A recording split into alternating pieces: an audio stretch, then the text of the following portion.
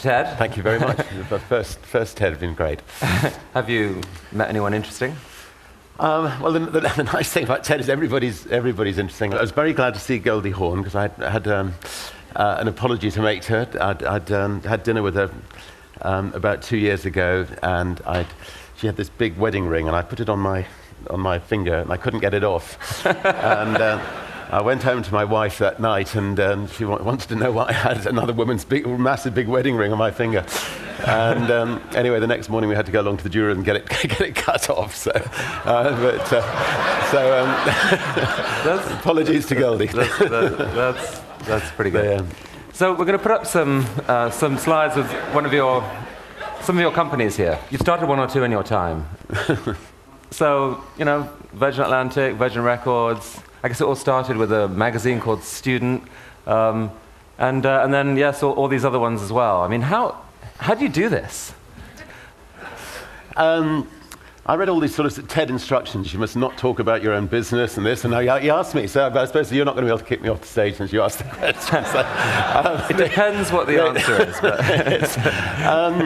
no, I think I learned early on that if you can run one company, you can really run any companies. I mean, companies all about finding the right people and inspiring those people, drawing out the best in people, and I just love learning, and I'm incredibly inquisitive, and I love taking on the status quo and trying to turn it upside down. So I've seen life as one long learning process, and if I see. If I fly on somebody else's airline and find the experience is not a pleasant one, which it wasn't 21 years ago, then I'll think, well, maybe I can create the kind of airline that I'd like to fly on, and so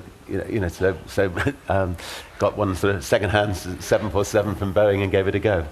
Well, that was a bizarre thing because you made this move that a lot of people advised you was crazy, and in fact. In a way, it almost took down your empire at one point. I had a conversation with one of the investment bankers who at the time when you basically sold your Virgin Records and invested heavily in Virgin Atlantic, and his view was that you were trading the world's 4th biggest record company for the 25th biggest airline, and that you were out of your mind. Why did you do that? Well, I think that there's a very thin dividing line between success and failure, and I think if you start a business without financial backing, you're likely to go the wrong side of that dividing line. We were being attacked by British Airways. They were trying to put our airline out of business, and they launched what's become known as the Dirty Tricks campaign. And I realized that the whole empire was likely to come crashing down unless I chipped in a chip, and in order to protect the jobs of the people who work for the airline and protect the jobs of the people who work for the record company, I had to sell the family jewelry to protect the airline. And post Napster, you're looking like a bit of a genius actually for that as well. Yeah, as it turns out, it proved to be the right move, but it was sad at the time, but we moved on. Now, I mean, you use the Virgin brand a lot, and it seems like you're getting synergy from one thing to the other. What does the brand stand for in your head?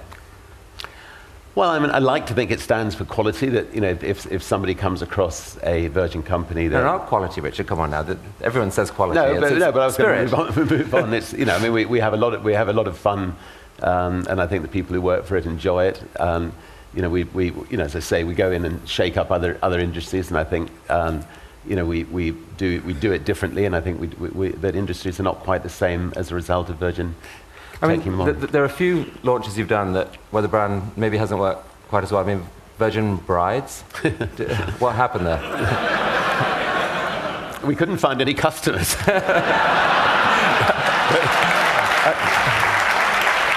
I was actually also curious why. I mean, I think you missed an opportunity with your condoms launch. You called it Mates. I mean, couldn't you have used the Virgin brand for that as well? Virgin no longer, or something?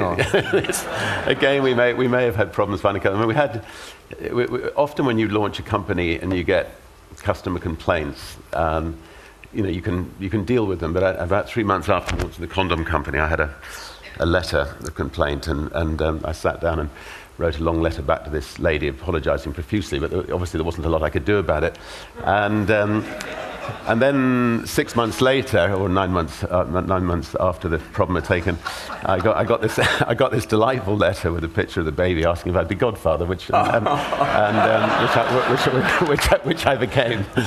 So all worked out well. Really? Again. Yes. You should have brought a picture. That's wonderful. So just help us with some of the numbers. I mean, what are the numbers on this? I mean, how big is the group overall? What's total revenue? It's about $25 billion now in total. And how many employees? About 55,000. So you've been photographed in various ways at various times, and never worrying about putting your dignity on the line or anything like that. What was that? Was that real? Yeah, it was launching a megastore in Los Angeles, I think. No, I mean, I think... Is that your hair? No. What was that one? Dropping in for tea. Okay. Brilliant. Oh, that was quite fun. That was a wonderful car boat launch. Oh, that car that we there was a TEDster invented that, I think. Could you still pause on that one actually for a minute? It's a tough job, isn't it? I mean, it is a tough job. You know, when I first came to America, I used to try this with employees as well, and they have these different rules over here. It's very strange. The lawyers say you mustn't do things like that. But I mean, speaking of which, tell us about Pammy. We launched.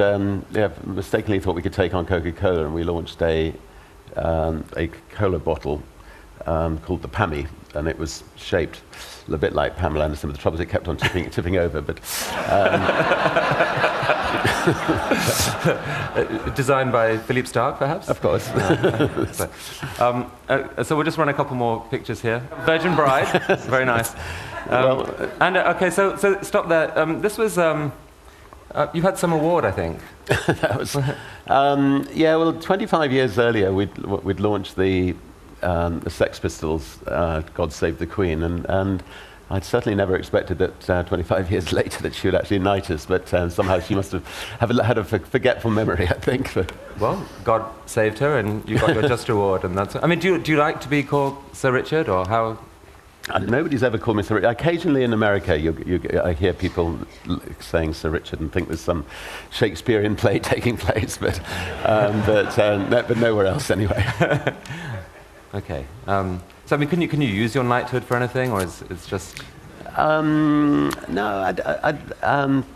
I suppose if you're having problems getting a booking at a restaurant or something, that might be worth using it. No, it's not Richard Branson; it's Sir Richard Branson. I'll get the secretary to use it. Okay, so let's look at the space thing. I think we've got a video that shows what you're up to, and Virgin Galactic you're calling it, yes?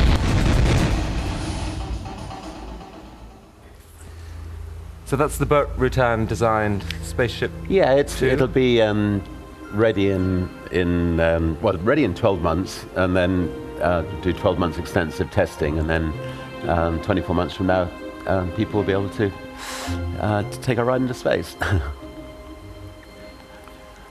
Now, this interior is Philippe Starck designed.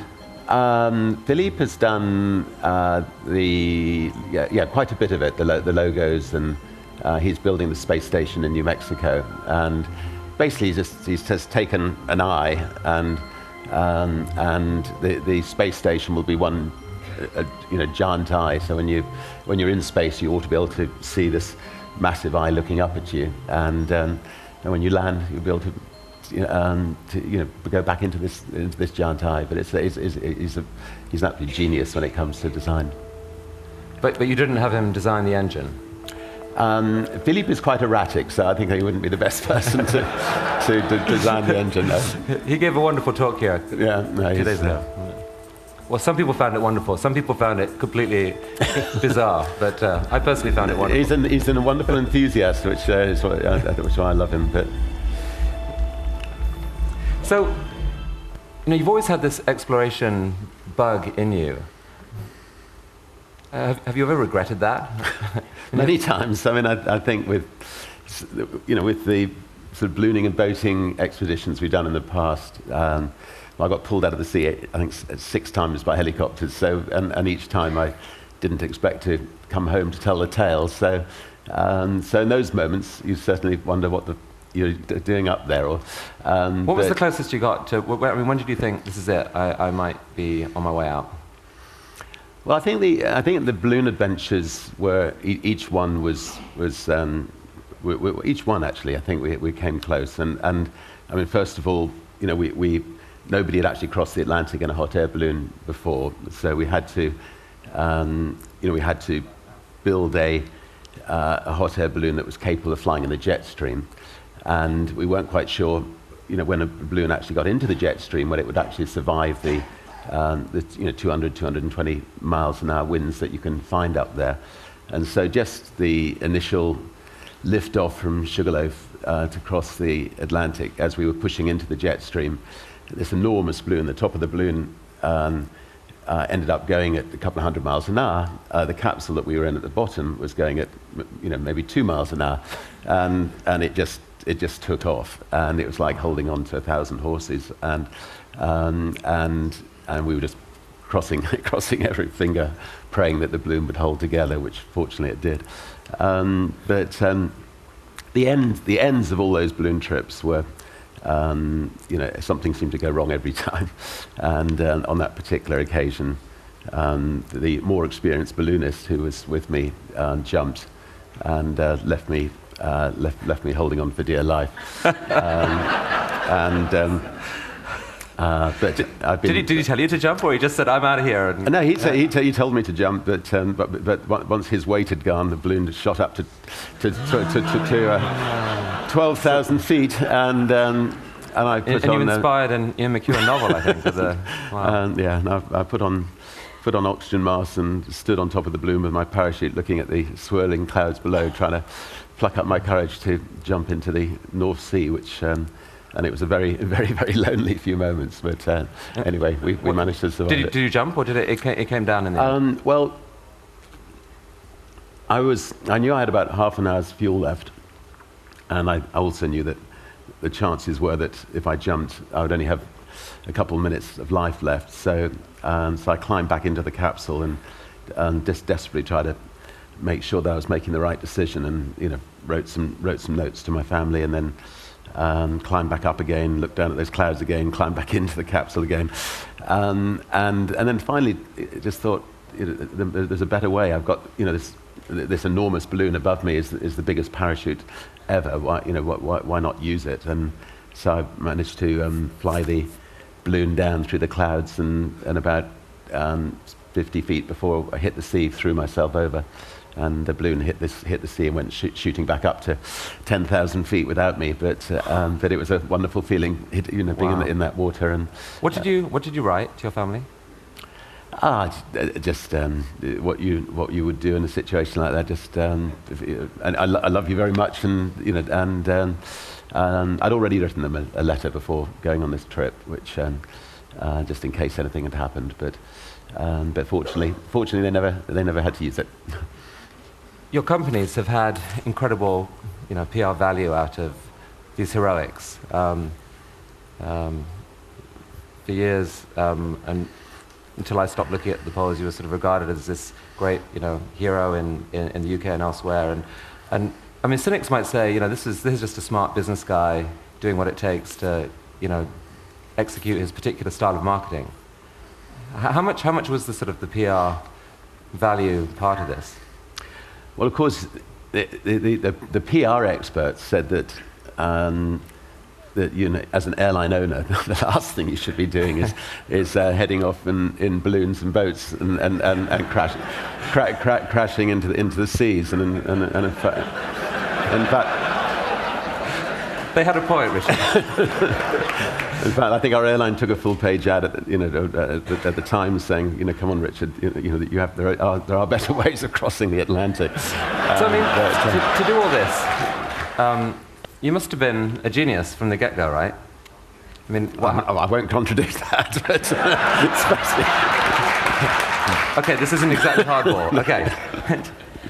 They Weren't you just terrible at school? I was dyslexic. I had no understanding of schoolwork whatsoever. I certainly would have failed IQ tests. And it's one of the reasons I left school when I was 15 years old. And if I'm not interested in something,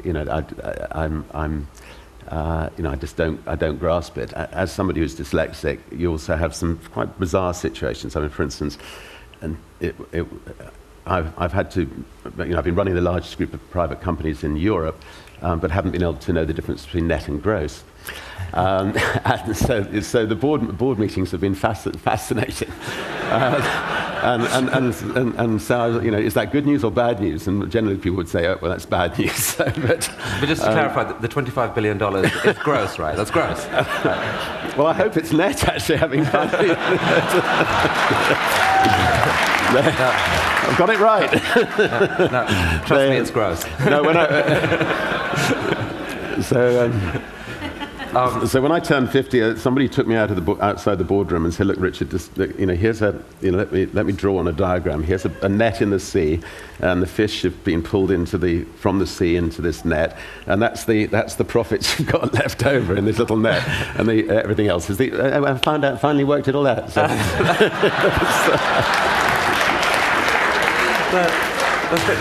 But I mean, at school, so as well as being, doing pretty miserably academically, but you were also like the captain of the cricket and football team. So you were kind of you're a natural leader, and but just a bit of were you a rebel then, or how would you?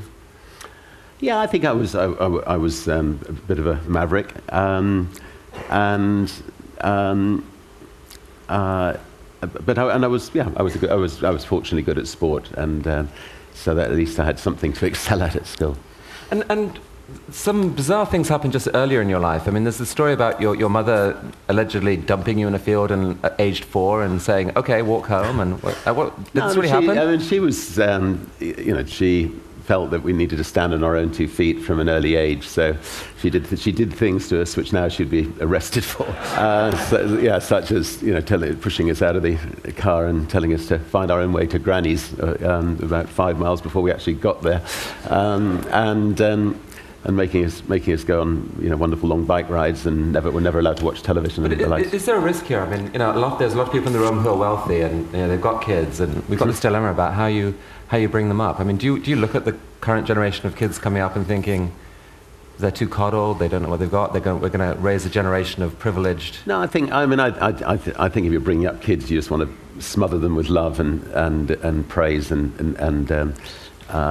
enthusiasm and. So I don't think you can mollycoddle your kids too much, really. You didn't turn out too bad, I have to say. Your headmaster said to you, I mean, he found you kind of an enigma at your school. He said, "You're either going to be a millionaire or go to prison, and I'm not sure which." Which of those happened first? Well, I've done both. I think I went to prison first. I was actually prosecuted under 2 quite ancient acts in the UK. I was prosecuted under the 1889 Venereal Diseases Act and the 1916 Indecent Advertisement Act. On the first occasion for mentioning the word venereal disease in public, which we had a centre where we would help young people who had problems, and one of the problems young people have is venereal disease. And there's an ancient law that says you can't actually mention the word venereal disease or print it in public. So the police knocked on the door and told us they were going to arrest us if we carried on mentioning the word venereal disease. We changed it to social diseases, and people came along with acne and spots, but nobody came with VD anymore. So we put it back to VD and promptly got arrested. And then subsequently, never mind the bollocks, here's the Sex Pistols, the word bollocks. The police decided was a rude word, and so we were arrested for using the word bollocks on the Sex Pistols album. And John Mortimer, the playwright, defended us, and he asked if I could find a linguistics expert to come up with a different definition of the word bollocks. And so I rang up Nottingham University, asked to talk to the professor of linguistics, and he said that bollocks is not a is nothing to do with bulls whatsoever. It's actually a nickname given to priests in the 18th century. And he went, furthermore, I'm a priest myself, and so I said, well, would you mind coming to the court? And he said he'd be delighted. And I said, he said, would you like me to wear my dog collar? And I said, yes, definitely, please. That's great. So our key witness was argued that it was actually, never mind the priest, he has the Sex Pistols, and the judge reluctantly found us not guilty. So. That is outrageous. So here, seriously, is there a dark side? I mean, a lot of people would say there's no way that someone could put together this incredible collection of businesses without knifing a few people in the back, doing some ugly things. You've been accused of being ruthless. There was a nasty biography written about you by someone. Is any of it true? Is there an element of truth in it? I don't actually think that the stereotype of a business person treading all over people to get to the top, generally speaking, works. I think if you treat people well, people will come back and come back for more. And I think all you have in life is your reputation, and it's a very small world. And I actually think that the best way of becoming a successful business leader is dealing with people, fairly and well, and like to think that's how we run Virgin. And what about the people who love you and who see you keep getting caught up in these new projects? I mean, it almost feels like you're addicted to launching new stuff. You get excited by an idea and kapow. I mean, do you think about life balance? How do your family feel about each time you step into something big and new? I also believe that being a father is incredibly important. So, from the time the kids were very young, when they go on holiday, I go on holiday with them, and so we spend a very good sort of 3 months away together. Yes, I'll be in touch. We're very lucky. We have this tiny little island in the Caribbean, and we can, so I can take them there, and we can bring friends, and we can play together. But I can also, keep in touch with what's going on. You started talking in recent years about this term capitalist philanthropy. What is that? Capitalism has been proven to be a system that works. The alternative, communism, has not worked. But the problem with capitalism is extreme wealth ends up in the hands of a few people, and therefore extreme responsibility, I think, goes with that wealth. And I think it's important that the individuals who are in that fortunate position do not end up competing for bigger and bigger boats and bigger cars, but you use that money to either create new jobs or to tackle issues around the world. And what are the issues that you worry about most, care most about, want to turn your resources toward? Well, there's a lot of issues. Global warming certainly is a massive threat to mankind, and we are putting a lot of time and energy into trying to come up with alternative fuels, and B, we just launched this prize, which is which is really a prize in case we don't get an answer in alternative fuels, in case we don't actually manage to get the carbon emissions cut down quickly, and in case we go through the tipping point, we need to try to encourage people to come up with a way of extracting carbon out of the Earth's atmosphere. And we just, there weren't really people working on that before, so we wanted people to try to, all the best brains in the world, to start thinking about that, and also to try to extract the methane out of the Earth's atmosphere as well.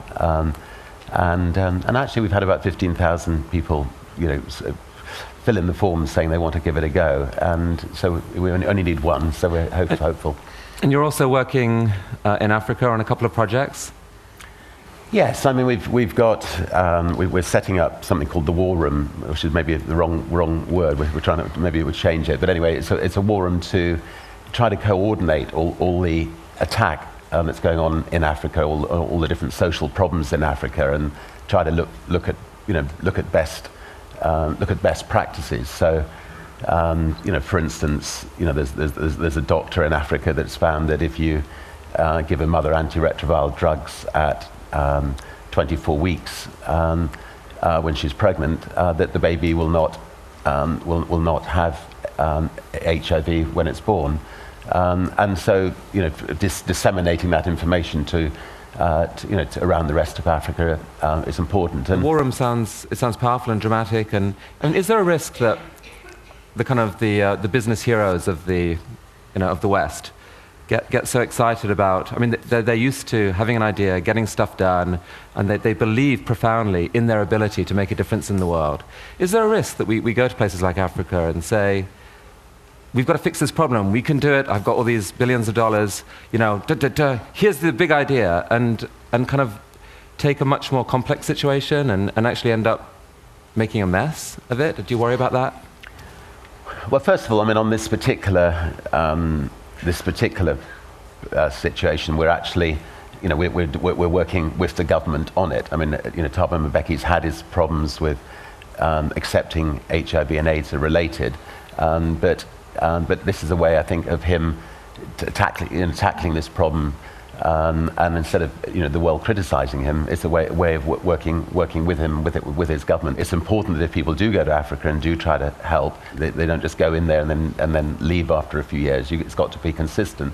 But I think business leaders can bring their entrepreneurial know-how and help governments approach things slightly differently. I mean, for instance, we're setting up clinics in Africa where we're going to be giving free antiretroviral drugs, free TB treatment, and free malaria treatment. But we're also trying to make them self-sustaining clinics so that people pay for some other aspects. I mean, a lot of cynics say about someone like yourself or Bill Gates or whatever that this is really it's almost driven by some sort of desire, again, for the right image, for guilt avoidance, and not like a real philanthropic instinct.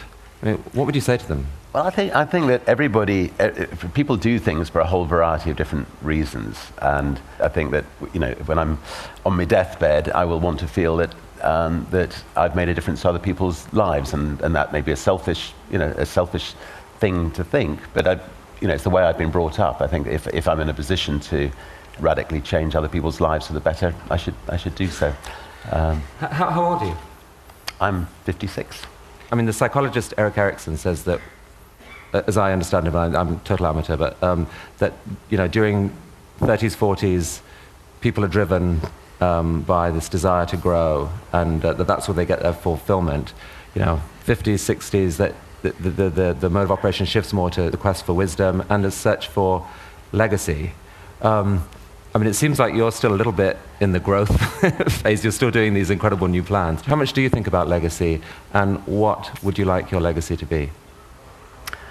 I don't think I think too much about legacy. I mean, I'd like to, my grandmother lived to 101, so hopefully I've got another 30 or 40 years to go. No, I just want to, live life to its full. If I can make a difference, I hope to be able to make a difference. And I think one of the positive things at the moment is, you've got Sergey and Larry from Google, for instance, who are good friends, and thank God you've got two people who genuinely care about the world, and with that kind of wealth. If they had that kind of wealth and they didn't care about the world, it'd be very worrying, and they're going to make a hell of a difference to the world. And I think it's important that people in that kind of position do make a difference. Well, Richard, when I was starting up in business, I knew nothing about it, and I also was I thought that business people were supposed to just be ruthless, and that was the only way you could have a chance of succeeding. And you actually did inspire me. I looked at you, I thought, well, he's made it, maybe there is a different way. So I'd like to thank you for that inspiration and for coming to TED today. Thank you so much. Great. Thank you. That's fantastic. Well, look at that. Thank you.